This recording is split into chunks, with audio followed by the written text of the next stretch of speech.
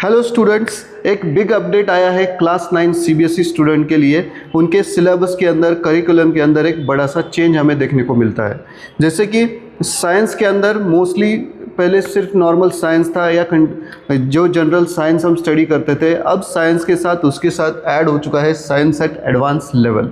अब इस जो ट्रेडिशनल साइंस था, कंपलसरी साइंस था, उसके अंदर भी कुछ चेंजेस है एंड जो साइंस एट एडवांस लेवल है उसके अंदर भी चेंजेस है।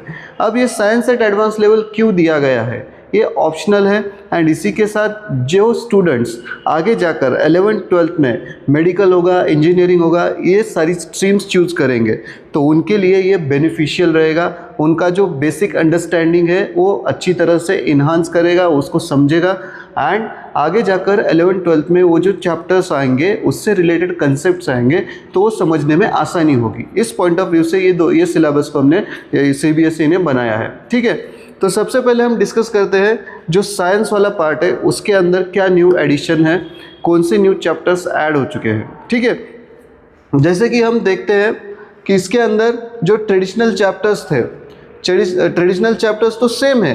ट्रेडिशनल चैप्टर्स क्या है? सेल सबसे पहले आता है, जिसके अंदर हम सेल के बारे में, उसकी discovery, plant cell, animal cell, cell organelles, ये सारा पार्ट डिस्कस करते हैं। लेकिन जब आप सिलेबस के नीचे आओगे तो यहाँ पर आपको एक पार्ट दिखता है सेलुलर डिवीजन। पहले वाले सिलेबस में सेल डिवीजन, सेलुलर डिवीजन था, उसमें उसके अंदर हम माइटोसिस, मियोसिस स्टडी करते थे। लेकिन यहाँ पर एक पार्ट ऐड हो चुका है जिसे हम बोलते हैं कैंसर। ठीक है, तो कैंसर क्यों कॉज करता है? ये सेल डिवीजन से रिलेटेड ही टॉपिक है एंड सेल डिवीजन के साथ हमें इसे समझने में आसानी होगी, इसलिए यहाँ पर दिया गया है। उसी तरह सेल बायोलॉजी के अंदर अभी रिसेंट में क्या स्टडीज़ हो चुकी है ये भी हमें इसके अंदर डिस्कस करने को मिलेगा। ये तो हो गया हमारा ट्रेडिशनल चैप्टर, उसके साथ उसका edition. Next chapter tissue. Tissue के अंदर हम plant cell, animal cell, plant tissue, animal tissue, ये सारा स्टडी करते हैं। उसी तरह हम यहाँ पर इस चैप्टर के एट द एंड पर एक पार्ट देखते हैं। देखिए, जैसे कि elementary idea of musculoskeletal system, मतलब हमारे बोन्स, मसल्स किस तरह से हमारे बॉडी का शेप बनाते हैं, किस तरह से हमें पर्टिकुलर एक्टिविटीज़ करने में किस तरह से हेल्प करते हैं, ये सारा इसके अंदर दिया गया है। उसी तरह इस मस्कुलोस्केलेटल सिस्टम के अंदर इंजरी किस तरह से हो सकती है, पोस्चरल केयर, जैसे कि हम देखते हैं मोस्ट ऑफ द लोग कंप्यूटर के आगे काम वगैरह करते हैं तो उनका जो बॉडी पोस्चर है वगैरह चेंज हो जाता है, तो उस बॉडी पोस्चर के हिसाब से भी वहाँ पर इंस्ट्रक्शन हमें दिए गए हैं। उसी के साथ अगर समझो हमारे बोन्स के लिए, मसल्स के लिए कौन सा न्यूट्रिशन अच्छा है, कौन सी एक्सरसाइजेस अच्छी है, इनकी इंजरीज होगी तो हम इसे किस तरह से हैंडल कर सकते हैं, ये सारा इन्फॉर्मेशन यहाँ पर ऐड किया है एडिशनली। ओके, ये दो चैप्टर थे ट्रेडिशनल एंड उसके साथ कुछ इन्फॉर्मेशन भी इन्होंने क्या की है, ऐड की है। अब नेक्स्ट चैप्टर आता है जो इस साल का न्यू एडिशन हम बोलेंगे, जिसे हम बोलते हैं रिप्रोडक्शन वाला पार्ट। अब ये रिप्रोडक्शन वाला पार्ट जो है ये 11th and 12th mostly reproduction का पार्ट आप अगर पीसीबी लेते हो या मेडिकल साइड जाना चाहते हो तो आपको 12th में आता है ये पार्ट। लेकिन उसका जो बेसिक कंसेप्ट है यहाँ पर क्लियर किया जा रहा है, जैसे कि रिप्रोडक्शन प्लांट्स में किस तरह से होता है, एनिमल्स में किस तरह से होता है, रिप्रोडक्टिव ऑर्गन्स क्या होते हैं प्लांट्स के अंदर, एनिमल्स के अंदर। उसी तरह यहाँ पर एक पार्ट ऐड किया है रिप्रोडक्टिव हेल्थ वाला। ठीक है, रिप्रोडक्टिव हेल्थ एक 12th के चैप्टर में एक इम्पॉर्टेंट चैप्टर माना जाता है, जिसके बेस पर क्वेश्चन काफ़ी आते हैं एंड उसी के साथ कुछ कॉन्ट्रासेप्टिव मेथड्स होंगी, उसका इम्पोर्टेंस होगा, फिर पर्सनल हाइजीन होगा in the point of view of reproduction वगैरह, ये सब इसके अंदर डिस्कस किया गया है। तो ये चैप्टर इस साल का न्यू एडिशन है जिसके अंदर हम रिप्रोडक्शन पढ़ेंगे, plant, animal and in detail. कुछ स्टूडेंट को लगता होगा कि 8th में भी हमने रिप्रोडक्शन पढ़ा है, तो उसके कंपैरिजन में ये जो रिप्रोडक्शन वाला चैप्टर है ये बहुत ज़्यादा एडवांस्ड है एंड ये हमारी 12th की जर्नी या मेडिकल जर्नी को आसान करेगा। ओके, नेक्स्ट एडिशन हम देखते हैं डाइवर्सिटी वाला पार्ट, जहाँ पर हम देखते हैं कि प्लांट्स है, एनिमल्स है, हमारे सराउंडिंग में बहुत ज़्यादा लेवल तक क्या है या हायर लेवल तक एक डाइवर्सिटी स्प्रेड है। तो इस बेस पर प्लांट्स किस तरह से क्लासिफाई किए हैं, एनिमल्स किस तरह से क्लासिफाई किया है, उसी के साथ ये जो क्लासिफिकेशन सिस्टम्स है इनको भी हम डिस्कस करते हैं इस चैप्टर में। उसी के साथ इम्पोर्टेंस क्या है क्लासिफिकेशन का। फिर क्लासिफिकेशन सिस्टम में हम 5 किंगडम क्लासिफिकेशन सिस्टम तक पढ़ते हैं। उसके पहले वाले 1 किंगडम होगा, 2 किंगडम होगा, वो क्लासिफिकेशन सिस्टम क्या थी, उनका लॉजिक क्या था, उनका क्राइटेरिया क्या था, ये सब इसके अंदर हम डिस्कस करते हैं। ओके, तो ये पार्ट एडिशनली है। उसी के साथ यहाँ पर एक दिया है बाइनोमियल नोमेनक्लेचर, मतलब जो प्लांट्स होते हैं, एनिमल होते हैं, उनका एक साइंटिफिक नेम होता है एंड उन साइंटिफिक नेम को हम किस तरह से देते हैं, प्लांट्स को हम किस तरह से वो नाम देते हैं, एनिमल को किस तरह से देते हैं, इसके बारे में डिस्कस किया गया है। एंड एक लास्ट पार्ट डिस्कस किया है वायरसेस के बारे में। एक वायरसेस का सेक्शन अलग से रखा है एंड उनका इंट्रोडक्शन उसके अंदर दिया गया है।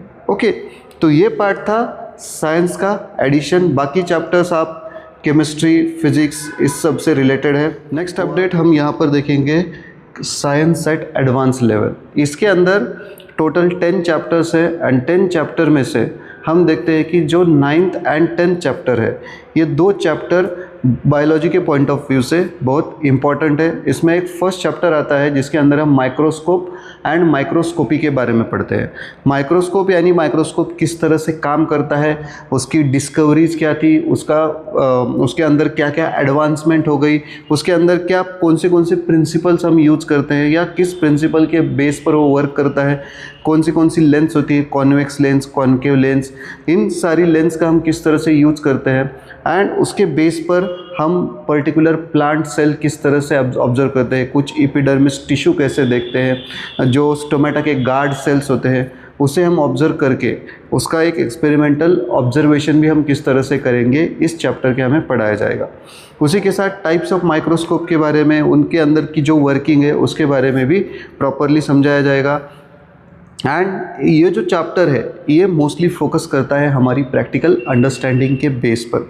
इसके अंदर सिर्फ थ्योरेटिकल नॉलेज के साथ साथ जब भी हम कोई माइक्रोस्कोप के बारे में स्टडी करेंगे तब उसे हम ऑब्जर्व करेंगे, उसके अंदर कोई सेल ऑब्जर्व करेंगे तो वो ईजिली समझ में आएगा एंड हमारे अंडरस्टैंडिंग के लिए वो अच्छा रहेगा।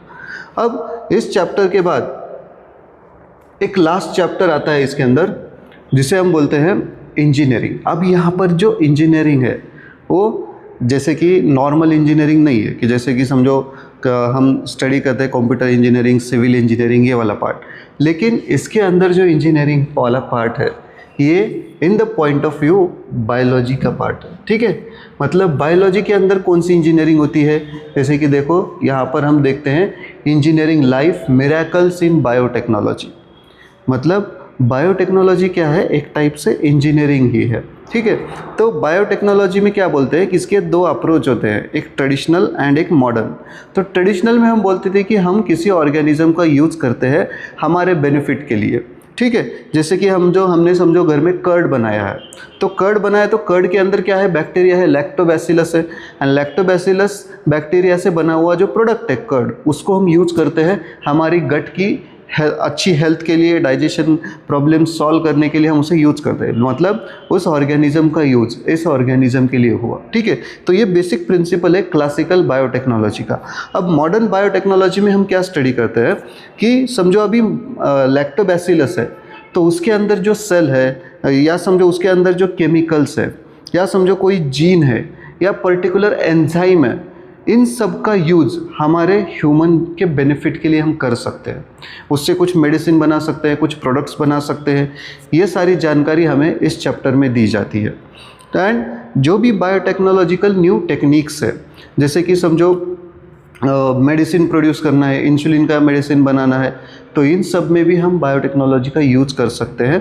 उसी तरह जो एक्वेटिक फ़िश होंगे, एक्वेटिक ऑर्गेनिज्म होंगे जिनको सी फूड या कुछ मेडिसिन के लिए उनका प्रोडक्शन ज़्यादा करना चाहिए, तो बायोटेक्नोलॉजी की हेल्प से हम ऐसे स्पीसीज़ भी प्रोड्यूस कर सकते हैं।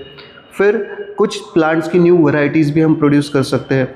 तो ये सारा पार्ट हमें बायोटेक्नोलॉजी वाले पार्ट में दिखाई देगा एंड हमें स्टडी करने को मिलेगा। तो ये था science and science at advance level, ये दोनों का कंपैरिजन। तो हमने देखा कितने मेजर चेंजेस करिकुलम के अंदर हो चुके हैं।